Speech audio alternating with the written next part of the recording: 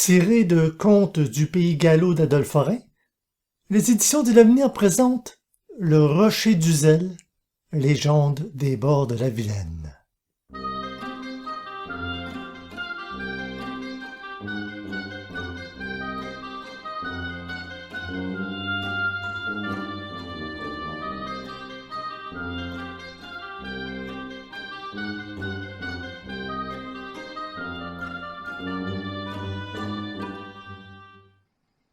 La gare de Pléchâtel-Loéac, sur la ligne du chemin de fer de Rennes à Redon, est située au pied du rocher d'Uzel. Ce rocher était, sans contredit, le site le plus élevé et le plus sauvage des bords de la Vilaine avant le passage du chemin de fer, qui l'a fait disparaître en partie. Tout en haut s'élançaient de gigantesques pierres ayant la forme d'une statue. Vers le milieu existent encore des grottes naturelles où l'on voit, gravés sur le schiste des parois, les noms des promeneurs qui les ont visitées. Ces grottes à l'abord assez difficiles autrefois sont à peu près impraticables aujourd'hui. C'est là, sur ce rocher, avant la construction du pont qui relie maintenant la commune de Pléchâtel à celle de Saint-Malo-de-Filly, que nous fut raconté, il y a un demi-siècle, par un vieillard appelé Richomme, batelier chargé de transporter les passagers d'une rive à l'autre, la légende du rocher d'Uzel. 1. Lors d'une croisade en Terre Sainte, un jeune homme de la paroisse de Pléchâtel fut un des premiers à s'enrôler. C'était un pauvre cadet de famille du nom de Louis Duplessis, qui n'avait rien à espérer de la succession de ses pères et qui, pour ce motif, s'était vu refuser la main de la belle Jeanne de la Drianée, sa voisine. Il habitait le manoir du Plessis-Bardoul, sur la rive gauche de la Vilaine, non loin du rocher d'Uzel, et celle qu'il aimait demeurait à la Drianée, de l'autre côté de la rivière, près du bourg de Saint-Malo-de-Filly. Jeanne, elle aussi, aimait Louis. Les deux familles vivaient en bonne intelligence et se voyaient fréquemment. Jeanne, fille unique, avait perdu sa mère de bonne heure et avait, pour ainsi dire, été élevée par Madame Duplessis. L'amour des deux enfants était né presque en même temps qu'eux et avait grandi avec les années. Cependant, hélas, le seigneur de Ledrianée, riche et avare, n'entendait pas marier sa fille à un cadet de famille, et les jeunes gens comprirent qu'ils ne vaincraient jamais sa résistance, que les plus beaux raisonnements viendraient se briser contre l'entêtement du vieillard. Celui-ci avait d'ailleurs choisi pour gendre un gentilhomme des environs, pour le moins aussi riche que lui. Le chagrin des deux enfants était navrant et, sans les idées chrétiennes dont Louis était animé, il eût certes songé à en finir avec la vie. Aussi apprit-il, presque avec joie, la croisade projetée, et peut-être même espéra-t-il ne jamais revenir de Palestine. Lorsqu'il fit part de sa détermination à sa famille, sa mère pleura à l'idée de se séparer de son fils. Mais cependant, comme la cause qu'il allait défendre était noble et louable, elle ne chercha pas à l'en détourner. Son père lui fit don d'une longue rapière, fine lame qui avait été bénite autrefois par un saint de Bretagne et qui était encore teinte du sang de l'ennemi. Louis fit ses adieux à Jeanne et à son père et, après avoir pris congé des siens, partit, suivi d'un jeune paysan qui, pour ne pas quitter son maître, lui proposa de l'accompagner en qualité d'écuyer. Du reste, à cette époque des croisades, la foi était vive dans tous les cœurs.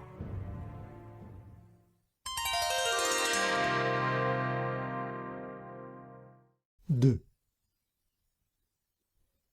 Lorsque les troupes chrétiennes arrivèrent sur les murs de la ville sainte, un terrible combat s'engagea. Les assiégés se défendirent si vaillamment que les croisés furent un instant forcés de se replier. Mais leurs chefs les rallièrent, relevèrent leur courage, et la bataille recommença. Cette fois, les infidèles furent vaincus et s'enfuirent de toutes parts. Louis Duplessis eut la douleur de voir son écuyer, atteint d'un javelot, mourir à ses côtés, tandis que lui semblait être invulnérable. Au plus fort de la mêlée, où il s'était résolument avancé, sa flamberge faisait merveille. Les infidèles reculaient épouvantés devant cette terrible lame qui tuait son homme à chaque coup. Le jeune Breton venait de transpercer un Sarrasin qui, en tombant par terre, eut encore le courage de le mordre à la jambe. Notre guerrier se retourna et lui enfonça de toute sa force son épée au travers du corps. Malheureusement, l'arme rencontra un caillou et se brisa par la moitié. Il ne restait à Louis qu'un tronçon d'épée qui ne pouvait guère lui être utile pour se défendre. Au même instant, un rire satanique partit à ses côtés, et il vit s'avancer vers lui un grand gaillard, noir comme un nègre, qui semblait le défier par son air insolent. Louis, exaspéré de son accident et de l'effronterie de cet homme, prit son épée par le tronçon et voulut en asséner un coup sur la tête de son ennemi. Mais il lui suffit de diriger du côté du Sarrasin la poignée de son arme, qui représentait une croix bénite par un saint de l'Armor, pour que l'infidèle tombât à la renverse en poussant un cri de rage. Duplessis s'avança vers lui, s'empara de ses armes, le garrotta et lui dit « Je te laisse la vie, suis-moi. Mon écuyer vient d'être tué, tu le remplaceras. » L'homme noir ne se le fit pas dire deux fois. Il se releva et accompagna son maître d'un air soumis. La guerre terminée, Louis revint dans son pays avec son écuyer. D'une soumission à toute épreuve, et même d'un dévouement incroyable, ce fut le Sarrasin qui, le premier, demanda à ne pas se séparer de son maître. De retour en Bretagne, aussi pauvre qu'à son départ, Louis sentit renaître ses chagrins en apprenant que le mariage de Jeanne était décidément arrêté et qu'il allait avoir lieu bientôt. Pour s'étourdir, Louis, toujours suivi de son fidèle écuyer, chassait du matin au soir, sous le soleil ou la pluie. Rien ne l'arrêtait. La fatigue ne semblait pas avoir de prise sur lui. Il partait au lever du jour et ne rentrait que tard dans la nuit. Triste et malheureux, il laissait souvent son cheval errer à l'aventure au milieu des bois, ne s'apercevant pas que l'animal s'arrêtait pour paître l'herbe ou dérober les pousses des jeunes arbres. Parfois, au contraire, il enfonçait les éperons dans le ventre de sa bête et lui faisait faire des courses folles, sans but, en dépit des obstacles nombreux qui surgissent à chaque pas dans un pays de forêts, de coteaux, de rivières. Les paysans se signaient en voyant ce cavalier passer comme un ouragan, suivi de son écuyer noir qui ne le quittait pas plus que son ombre. Les femmes et les enfants se cachaient à leur approche. Un autre que le Sarrasin n'aurait pu résister à ce genre de vie. Indifférent à tous les caprices de son maître, il semblait posséder un don surhumain pour affronter les mêmes périls et, dans ses courses, ne jamais le quitter d'une semelle. Cette existence paraissait même lui plaire car, plus d'une fois, lorsque Louis arrivait au paroxysme du chagrin et commençait une course insensée, les yeux du valet lançaient des éclairs et un sourire plissait ses lèvres. Quel motif pouvait donc le rendre joyeux devant l'atroce souffrance du pauvre garçon?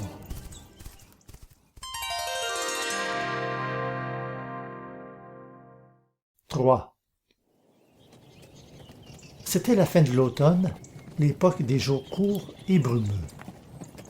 Le mariage de Jeanne était proche et la tristesse de Louis augmentait.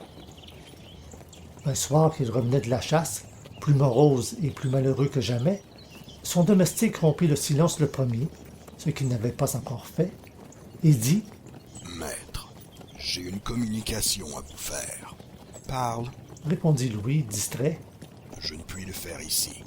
Il faut que vous vous laissiez conduire par moi quelque part. Marche, je te suis. » Le Sarrasin s'en alla à travers les landes, où de grandes pierres grises, ressemblant à des croix, se dressaient au-dessus des ajoncs.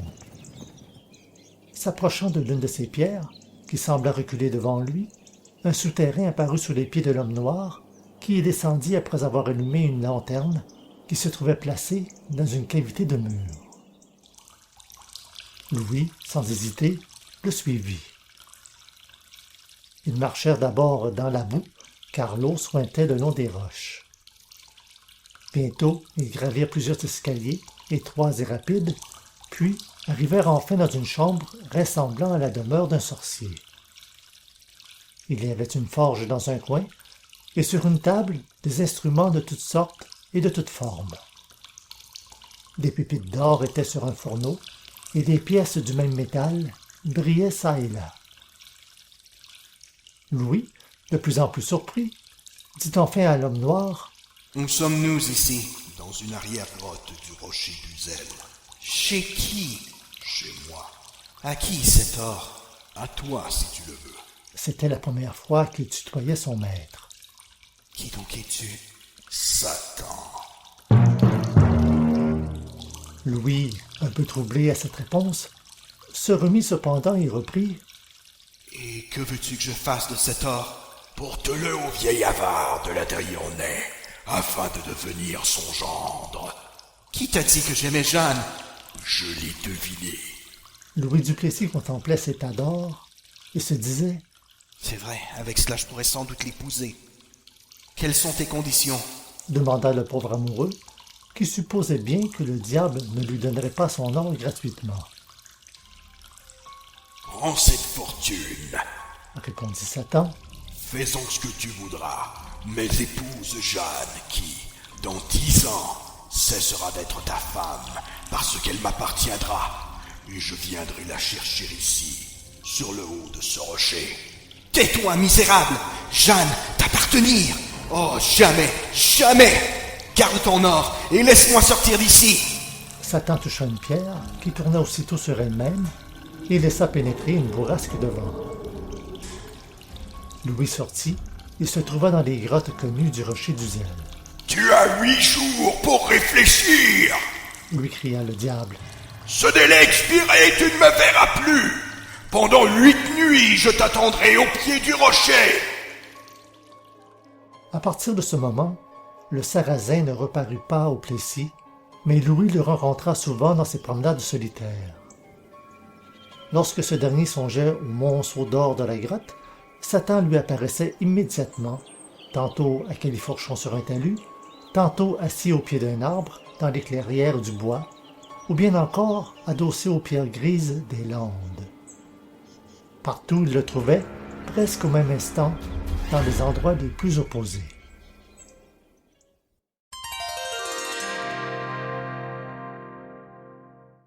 IV. Le hasard fit que Louis et Jeanne se rencontrèrent dans la campagne. Tous les deux furent l'un vers l'autre, sans lever les yeux. Tout à coup, la jeune fille se mit à fondre en larmes et voulut s'éloigner. Louis lui prit la main qu'il serra dans les siennes. En voyant les pleurs de Jeanne tomber dans la poussière du chemin, il pleura à son tour en lui racontant ses chagrins, ses souffrances, ses tortures et, enfin, sa visite au rocher d'Uzel. La jeune fille, tout d'abord effrayée de ce récit fantastique, se remit promptement et dit à Louis: « Dieu qui nous voit ne permettrait pas que sa fille devînt la proie du diable. Accepte, mon ami, puisque c'est le seul moyen qui nous est offert. Nous saurons, par des prières, déjouer les projets du malin esprit. » Et les deux jeunes gens se quittèrent dans la crainte d'être aperçus. La journée parut longue à Louis qui, ce jour-là, ne rencontra pas Satan et se vit obligé d'attendre la nuit. L'heure arriva enfin, mais lorsque ce moment fut venu, Louis, épouvanté de l'engagement qu'il allait prendre, n'osait plus avancer. Il se disait, pour animer son courage près de défaillir: « 10 ans de bonheur, c'est long et séduisant. Puis Dieu ne permettrait pas, comme l'a dit Jeanne, qu'une femme pieuse et bonne devint la proie du diable. » Malgré tous ces raisonnements, il ne pénétra qu'en tremblant dans les grottes du rocher, en se déchirant aux ronces et aux épines qui en obstruaient les abords. Satan l'attendait. Que se passa-t-il entre eux? On l'ignore.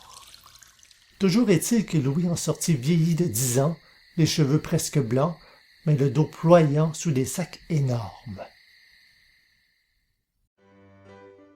Dès le lendemain matin, il se rendit chez M. de la Driannée pour lui apprendre qu'il avait apporté de Palestine un trésor immense qui lui permettrait d'acheter, s'il le voulait, les paroisses entières de Pléchâtel et de Saint-Senou, et il fit voir tant d'or au vieillard que celui-ci, ébloui, lui sauta au cou, l'appela son cher gendre et congédia le galant qui avait ses entrées dans la maison.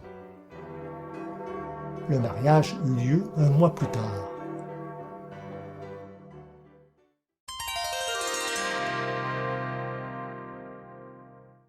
V. Les jeunes époux auraient été les plus heureux du monde sans la date néfaste qui les préoccupait sans cesse. 2 beaux enfants, nés de cette union, avaient seuls le privilège de faire sourire leur père, de plus en plus affecté à mesure que les jours, les mois, les années s'envolaient. Jeanne était plus calme. Elle pria son mari de lui faire construire une chapelle sur l'un des coteaux qui avoisinent le bourg de Saint-Malo-de-Fille. Aussitôt qu'elle fut construite, elle la fit bénir et mettre sous la protection de la Vierge.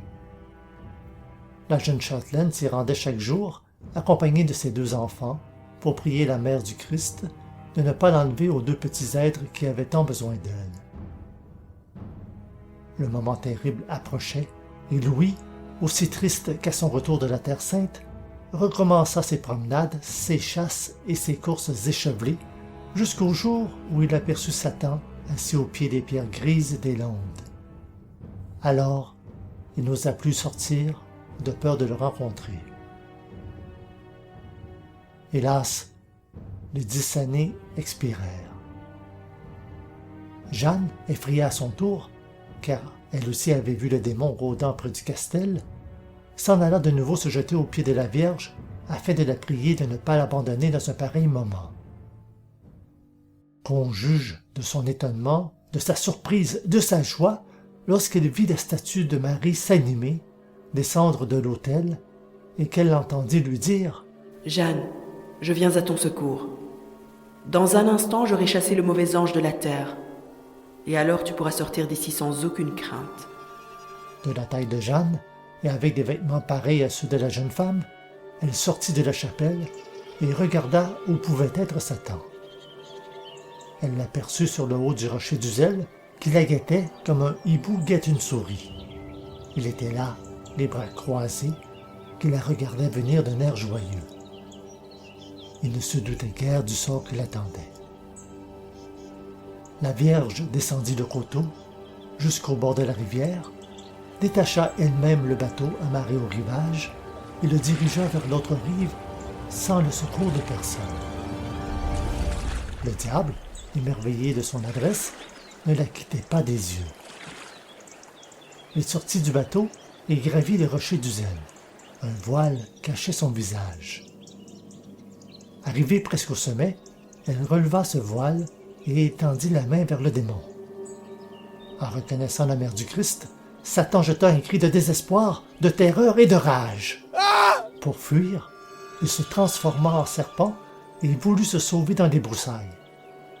Peine inutile, la Vierge, plus prompte que lui, de son pied lui écrasa la tête.